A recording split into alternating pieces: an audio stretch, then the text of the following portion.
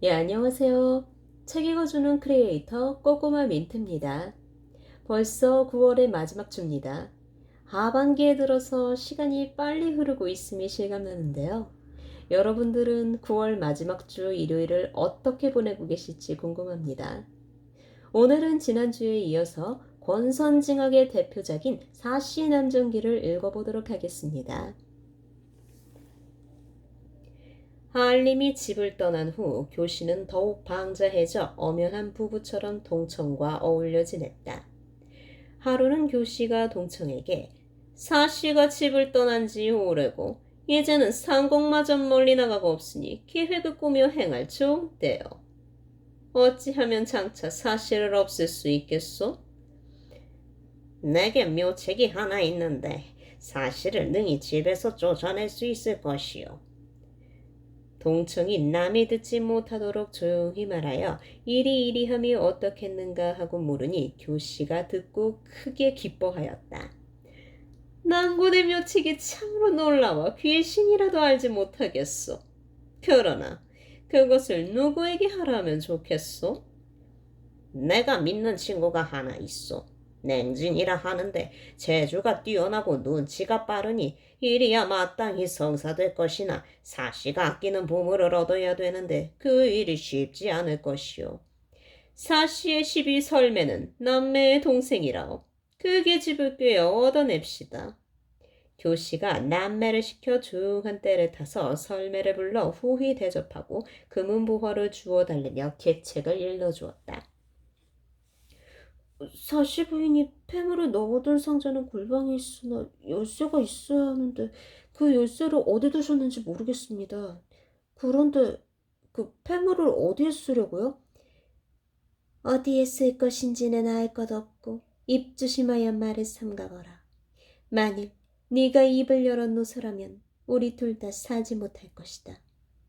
남매가 당부하고 열쇠 여럿을 내주며 상공이 늘 보시어 곧 알아볼 만한 물건을 얻고자 하는 것이다. 그것들 중에 맞는 것이 있을 것이니 상자를 열어 폐물을 꺼내오너라. 설매가 즉시 열쇠를 감추고 몰래 들어가 가만히 상자를 열고 옥지환을 훔쳐내고는 상자를 원래대로 다시 덮은 다음 서둘러 나와서 즉시 교씨에게 전하였다. 이것은 유씨에게 대대로 전해오는 물건으로 사시부인과 상공이 가장 중히 여기는 것이옵니다. 설매가 가져온 물건을 보고 료씨는 크게 기뻐하며 큰 상을 주고 동청과 함께 간계를 행하려 하였더니 때마침 사시부인을 모시고 신성현에 갔던 하인이 돌아와 사부인의 별세하심을 전하며 가로되 사공이 아직 어리시고 다른 가까운 이가 친척이 없으셔서 부인께서 소수 조상을 지르시고 장사를 지내시고 계시옵니다. 부인께서 교낭자에게 가사를 착실히 살피라 하셨사옵니다. 교씨가 남매를 보내 극진히 위문하는 척하고 다른 한편으로는 동청을 재촉하여 빨리 일을 행하라 하였다. 하알림이 산동지방에서 일을 보다가 하루는 주점에 들어가 음식을 먹고 있었다. 그때 청년 하나가 주점으로 들어와 하알림을 보고 읍하거늘 하알림이 담례하며 좌정하고 그를 바라보다 그 사람의 풍채가 훌륭하여 그 이름자를 물었다. 소성은 남방 사람으로 능진이라 합니다. 전사에 높으신 전하마 들었으면 합니다. 하알림이 자신의 이름을 말하지 않고 다른 이름을 대고 민간 물정을 물었더니 그 대답이 분명하여 내심 기뻐하며 생각하였다. 매우 아름다운 사람이구나. 하알림이 냉진에게 다시 묻기를 어디로 가시는 길이요? 형이 비록 남방 사람이라고 하였으나 억양이 서울 사람 같소이다. 수호자는 본디 외로운 신세로 뜬구름처럼 정처 없이 동으로 서로 떠들며 지내는지라 서울에 수년을 지냈소이다. 올 봄에 신성년이라 하는 곳에서 반년을 지내고 예절 고향으로 가는 길인데 며칠이나마 길동무를 얻었으니 다행이 아닌가 하오이다. 나도 심사가 울적한 사람이라 마침 형을 만나 다행이요. 두 사람이 서로 술을 권하여 먹고 마시며 같이 동행하여 객점에 들어가 쉬었다. 이튿날 새벽에 길을 떠나려 할 때 한림이 보니 그 사람의 속옷고름에 옥지환이 매여 있어 매우 이상히 여겨 자세히 살폈더니 역시 눈에 익은 것이라 의심이 들어 물었다. 나 마침 서역사람을 만나 옥을 분별하는 법을 배웠는데 지금 형이가 준 옥지환을 보니 예사 옥이 아닌가 싶소이다. 어디 한번 구경이나 시켜주시오. 냉지는 그것을 보인 것을 뉘우치는 듯 머뭇거리다가 끌어주었다. 한림이 받아보니 그 옥의 빛깔과 생김새가 사씨 부인의 옥지환이 분명하여 더욱더 의아한 마음에 다시 자세히 살폈더니 푸른 털로 동심결을 맺은 것이 있지 않은가. 한림의 마음속에 의심이 일어 청년에게 물었다. 과연 좋은 부부로서 이것을 어디서 얻었소이까? 냉지는 짐짓 슬픈 빛을 띠고 대답하지 않고 옥지환을 도로 거두어 고름에 찼다. 한림이 더욱 알고자 하는 마음에 다시 물었다. 형의 옥반지가 반드시 까닭이 있는 것 같소이다. 그 사연을 얘기한들 무슨 해가 되겠소? 청년이 한참을 망설이다. 북방에 있을 때 마침 아는 사람이 준 것이라 사연은 알아서 무엇할 것이며 또 다른 무슨 곡절에 있겠소이까? 한림이 생각하기를 저 사람의 말이 매우 의심스럽구나. 옥지환은 분명히 사씨의 것이고 또 신성년으로부터 왔다 하니 혹시 비복 중에 누군가 훔쳐 이 사람에게 판 것은 아닌가? 하였다. 한림이 냉진이 가진 옥지환의 유래를 알고자 일부러 여러 날을 같이 동행하니 자연스레 정이 생겨 친해진 후 냉진에게 물었다. 형의 옥지환의 동심결 맺은 사연은 아직 말하지 않았소이다. 그러니 어찌 친구의 정의로 하겠어? 청년이 짐짓 주저하는 듯 하다가 말하였다. 형과 서로 정이 깊었으니 이야기를 하여도 해롭지 않을 것이오만 다만 정은 아는 사람의 이르니 더 이상 묻지 마시오. 그처럼 정 깊은 사람이 있는데 어찌하여 같이 살지 않고 남방으로 길을 떠나시오. 원래 좋은 일에는 마가 끼고 조물익 시기하여 아름다운 인연은 두 번 오지 않는다 하였소. 옛글에 이르기를 규문에 들어가는 것은 깊은 바다에 들어가는 것과 같다 하였으니 바로 그 소절에 두고 말하는 것이라. 그러니 어찌 탄식하지 않겠소? 냉진이 슬픈 기색을 보이며 말을 마쳤다. 형은 참 정이 많은 사람이구려. 이날 두 사람은 종일토록 술을 마시며 놀다가 이튿날 아침에 각자의 길을 떠났다. 그 누가 알겠는가. 그 청년이 본시 어떤 사람이며 사씨 부인의 앞날이 장차 어찌 될 것인가를. 한림이 길을 떠나 산동지방을 아횡하는 중에 냉진이 지닌 옥지원을 보고 사정을 자세히 알지 못하니 크게 의심하는 마음이 솟았다. 세상에 알 수 없는 일이 참 많구나. 혹시 비복이 도적질에서 밖으로 나간 것인가? 의심하고 걱정하는 마음이 천갈래 만갈래라 계속 심란해하다가 반년 만에 나라 일을 다 마치고 서울로 돌아왔더니 사시 부인 역시 집에 돌아온 지가 오래되었다. 한림이 부인과 더불어 서로 눈물을 흘리며 장모의 별세를 알고 슬퍼하며 조상한 후 교씨와 장주 이나 두 아이를 만나 그리움의 회포를 풀었다. 그리고 한림이 갑자기 청년 냉진이 가지고 있던 옥지환 일을 생각하고 얼굴빛이 변하며 사씨에게 물었다. 부인, 전날 아버님께서 주신 옥지환은 어디 두었어? 폐물상자 속에 간직해 두었는데 어이 물으십니까? 어맨길에 이상한 일이 있어. 널 그것을 보았으면 하오. 사씨 부인도 역시 이상히 여겨 시비에게 상자를 가져오라고 시켜 열어보았더니 다른 것은 다 그대로 있으나 옥지환이 없었다. 사씨가 크게 놀라 혼자 말하기를 내 분명히 여기 두었는데 이게 무슨 일인고? 한림이 안색이 변하여 아무 말도 하느니 사씨가 가로되 옥지환이 어디 있는지 사공께서 아십니까? 한림이 성내며 그대가 그것은 남에게 주어놓고 내게 묻는 것은 어찌된 일이오? 사씨가 이 말을 듣고 부끄럽고 분하여 아무 말도 못하고 앉아있는데 갑자기 시비가 고하기를 노부인이 오셨나이다 하였다. 한림이 황망히 일어나 두 부인을 맞아들여 절하고 먼 길을 무사히 다녀옴을 서로 기뻐하고 위로하였다. 한림이 두 부인을 향하여 집안에 큰 변이 생겨 곧 숙모께 상의하러 가려던 참이었습니다. 무슨 일이냐?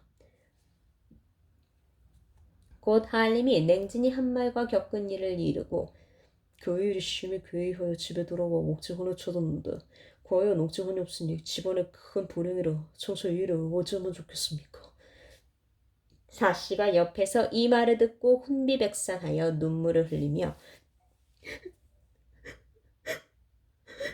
참에 평소 행실이 옳지 못하여 공께서 저를 이렇듯 추한 행실을 하였다 의심하시니 참이 무슨 명목으로 세상 사람을 대하겠습니까? 첩을 죽이건 살리건 공의 뜻대로 하소서. 다만 옛날에 이르기를 어진군자는 참언을 믿지 말고 참소하는 사람을 시오에게 던지라 하였으니 원컨대 공께서 깊이 살피시어 억울한 일이 없도록 하여 주십시오. 두 부인이 사시의 말과 한림의 말을 다 듣고 크게 성을 내며 너의 종명이 선친께 비하여 어떠하냐? 어째 선친에 따르겠습니까? 내 돌아가신 오라버니가 본디 지감이 있고 또 천하의 일을 모를 것이 없이 지내셨다. 그런 분이 늘 사씨를 칭찬하며 나의 자부는 천하의 기특한 열부라 하셨다. 또 돌아가시면 너를 내게 부탁하며 연수가 나이 어르니 만사를 가르쳐 그런 곳에 빠지지 말게 하라 하셨고 자부에게는 아무 경계할 것이 없다 하셨으니 이는 사씨의 착한 행실과 정숙한 덕을 능히 하신 것이다. 아버님의 말씀이 아니라 하더라도 너의 총명으로도 능히 짐작할 일이거늘 하물며 선영의 지감과 사시의 절행에 이 같은 누명을 입혀 옥 같은 아내를 의심하느냐? 이는 필시 집안에 악인이 있어 사씨를 모함하거나 시비 중에 도적이 있어 옥지환을 훔쳐낸 것이다. 그것을 엄중히 조사하여 밝혀내지 않고 어찌 이처럼 어리석은 의심을 하느냐? 스물 말씀이 지나옵니다.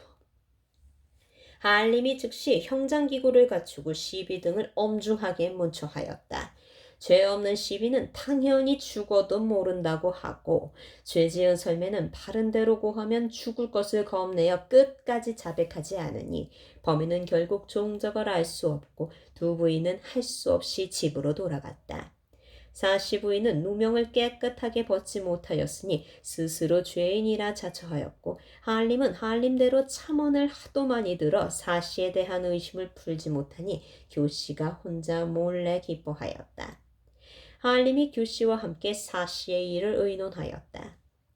두 부인의 말씀이 옳은 듯하나 또한 공정치는 않으셔서 항상 사씨 부인만 너무 드러내어 칭찬하시고 상공을 심히 야단하시니 체면이 없어 민망하옵니다. 옛날 성인들도 속은 일이 많았다 하지 않습니까? 선친이 비록 고명하시기는 하나 사씨 부인이 들어오신 뒤 오래지 아니하여 별세하셨으니 어찌 부인의 속마음을 잘 하셨겠사옵니까? 임종씨의 유언하신 말씀은 다만 상공을 경계하고 부인을 권장하신 말씀이시거늘 두 분이 항상 이 말씀을 빙자하여 상공께 일마다 부인께 상의하여 처리하라시니 어찌 편벽되지 않겠사옵니까? 서씨가 평소에 행실해 보려니 나도 또한 그런 일은 없을 줄 알았더니 지금은 의심하지 않을 수 없구나. 지난번 장주가 병에 났을 때 방자한 글이 사실 필적 같았으나 혹여 누군가의 첨언인가 하고 즉시 불살라버리게 하고 네게도 말하지 않았었다. 그런데 이런 일이 있으니 앞으로 사실을 어찌 믿겠느냐? 그러면 부인을 어쩌시렵니까? 아직 명백한 증거가 없으니 어찌 벌로 다스리겠느냐? 또 선생께서 사랑하셨고 숙모께서도 그를 힘써 두둔하시니 섣불리 행동할 수는 없는 놈이시다. 하니 교씨가 불만스러워 아무 말도 하지 않았다. 이때 교녀가 잉태하여 열사기 차 남아를 낳으니 한림이 기뻐하며 봉추라고 이름 짓고 교씨가 낳은 두 아이를 사랑하기를 장중보호같이 하였다. 하루는 교녀가 한림에 없는 때를 타서 동천과 더불어 흉계를 꾸몄다. 첫날 쓴 꾀는 참으로 용하였소. 하지만 공이 넘어가지 않아 일을 이루지 못하였어.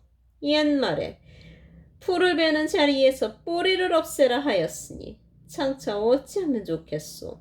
또 사씨가 두 부인과 함께 옥지환의 내막을 찾을 것이니 만일 일이 누설되면 그 화를 어찌 피하겠소? 두 부인이 상하권을 극력히 추궁하려고 할 것이니 낭자께서는 두 숙제간의 참소를 지어내어 서로 이간토록 하시오. 나도 그런 생각을 아니한 것이 아니나 상공이 평소에 두 부인 대하기를 부모같이 하여 그 뜻을 거스르지 않고 언제나 순종하니 성사시키기가 어려울 듯하오. 그러면 두고두고 생각하여 묘책을 알아봅시다. 두 부인이 사씨를 위해 사람을 시켜 옥지환이 없어진 이연효에 대하여 알아오게 하였으나 결국 찾지 못하였다. 부인이 마음으로 헤아려 보니 아무래도 교녀의 관계인 듯하나 단서를 잡지 못하여 그 마음이 답답하여 잠을 이루지 못하였다. 이때 아들 두억이 장사부총관에 임명되어 두 부인이 아들을 따라 장사로 가게 되었다. 두 부인의 마음은 기뻤으나 한편 홀로 남은 사씨의 외로움을 염려하여 마음이 놓이지 않았다. 두억이 부임할 날이 다 되어 장사로 떠나려는 날 한림이 두 부인 모자를 청하여 전송잔치를 열었는데 그 자리에 사씨가 참석하지 않았다. 이에 두 부인이 잠옷 울적하여 한림에게 원망하며 말하였다. 오라버니가 별세하신 후 현재과 더불어 서로 의지하여 지냈는데 이제 뜻밖의 만리의 이별을 당하니 어찌 섭섭하지 않겠느냐. 내 현질에게 부탁할 말이 있는데 들어주겠느냐? 한림이 황망히 일어나 꿇어 앉으며 가로되 소주를 비록 무서워 어찌감히 무슨 말씀을 고역하겠습니까? 무슨 말씀인지 돌려주십시오. 사씨의 현덕은 마치 1월과 같으니 네가 깊이 깨닫지 못하는 것이 아니 되는구나. 내가 집을 떠난 뒤 또 무슨 일이 있더라도 참언을 고지 듣지 말고 미혹에 빠지지 말거라. 만일 불미한 일이 생기거든 편지를 보내거라. 그리고 내 의견이 있을 때까지 과히 처리하지 말아서 훗날 뉘우칠 일이 없게 하여라. 어머의 말씀에 명심하여 해보겠습니다. 두 부인이 시녀를 불러 물었다. 사씨 부인은 지금 어디 계시느냐? 나를 그리로 인도하여라. 시비가 두 부인을 사씨가 있는 곳으로 모셔갔다. 두 부인이 가서 보니 사씨가 머리는 흐트러뜨리고 오가는 초췌한 것이 온몸이 약해져서 입은 옷의 무게조차 이기지 못하는 듯 하였다. 두 부인이 이 모습을 보고 가슴을 칼로 베이는 듯 애처로웠다. 잘 들으셨나요? 사씨 부인의 남편 한림이 못된 교시의 꾀에 넘어가 아내를 등한시하고 가족의 말도 귀담아 듣지 않는 장면에서 분노하지 않을 수 없는데요. 한때 제가 봤던 드라마 중에 조강지처 클럽이란 드라마가 생각났습니다. 자신의 곁에 한결같이 있어주는 아내를 제치고 다른 여자와 바람이 나다가 벌을 받는 남편의 이야기를 말이죠. 새로움은 때론 우리에게 신선함을 주지만 흔히 갖고 있던 것에 대한 그 가치보다는 덜하다는 걸 느낄 수 있습니다. 이 말은 곧 내 곁에 한결같은 사람, 즉 곁에 있는 아내가 단지 스쳐 지나가는 타인에 불과한 낯선 여자보다 낫다는 것이죠. 흔히 아내의 말을 잘 들으면 자다가도 떡이 생긴다고 하죠. 본 작품에 나오는 한림처럼 우를 범하지 마시고 진정 사랑하는 아내에게 따뜻한 말 한마디, 마음으로 우러나는 애정 표현과 함께 더 행복한 나날을 보냈으면 합니다.